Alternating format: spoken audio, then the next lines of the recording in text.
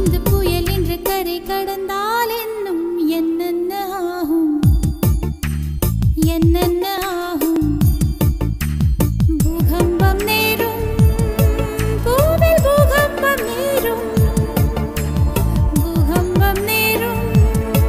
பூவில் பூகம்பம் நேரும் மனசுக்குள் ஒரு புயல் மையம் கொண்டது